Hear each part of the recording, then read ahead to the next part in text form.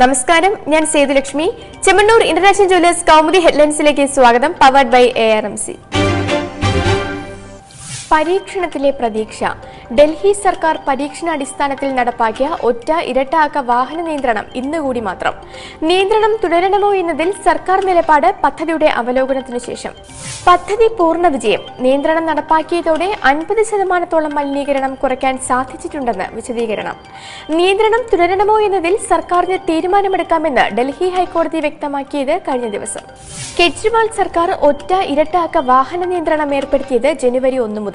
ഗതാഗത നിയന്ത്രണം ഏകോപിപ്പിച്ചത് 7500ഓളം വോളണ്ടിയർമാരും 5000ഓളം ട്രാഫിക് പോലീസുകാരും.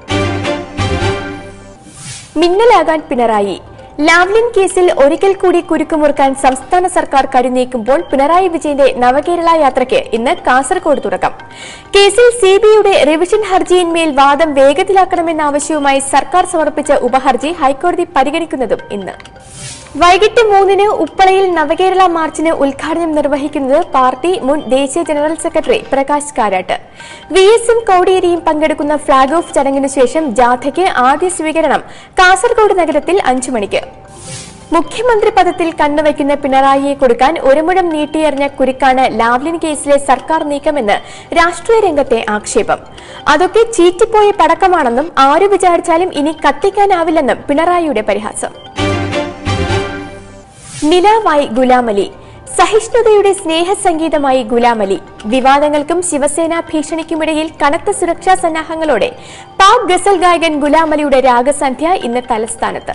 കനകക്കുന്ന് ദിശാഗന്ധിയിൽ വൈകിട്ട് 6:15 ആരംഭിക്കുന്ന ചാന്ദിനി കി രാത് ഗുലാമലി കെ സാത്ത് എന്ന ഗസൽ സന്ധ്യ ഉദ്ഘാടനം ചെയ്യുന്നത് ONB ഉൾപ്പെടെ 7 പ്രമുഖർ ചേർന്ന്.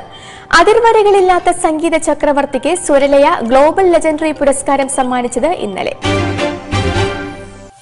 സംക്രമജ്യോതിയുടെ സായുജ്യം.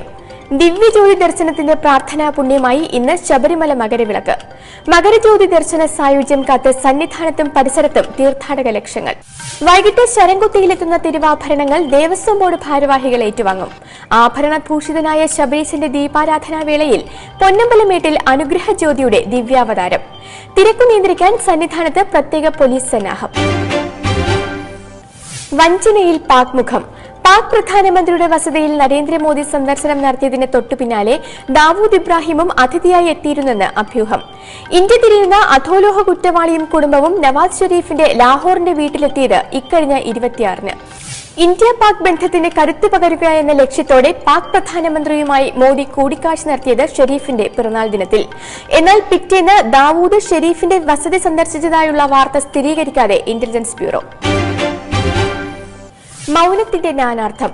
പത്താൻകോട്ട് ഭീകരാക്രമണത്തിന്റെ സൂത്രധാരൻ മൗലാന മസൂദ് അസറിന്റെ അറസ്റ്റ് സ്ഥിരീകരിക്കാതെ പാകിസ്ഥാൻ.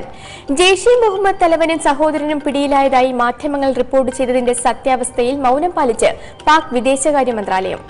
മസൂദ് അസറിന്റെ അറസ്റ്റിൽ സ്ഥിരീകരണമാകാതിരുന്ന പശ്ചാത്തലത്തിൽ മാറ്റിവച്ച നയതന്ത്ര ചർച്ച ഇനി എന്ന് നടത്താനാവുമെന്നതിൽ തീർച്ചയില്ലാതെ ഇന്ത്യ. ഭീകരാക്രമണം സംബന്ധിച്ച് അന്വേഷണം നടത്തുന്ന പാക് സംഘത്തിന് പത്താൻകോട്ട് സന്ദർശിക്കുന്നതുൾപ്പെടെ എല്ലാ സഹായവും നൽകാൻ തീരുമാനം. Chemmanur international jewellers Kaumudi headlines powered by ARMC സമാപിക്കുന്നു. അടുത്ത ഹെഡ്ലൈൻസ് 1 മണിക്കൂറിന് ശേഷം. നമസ്കാരം.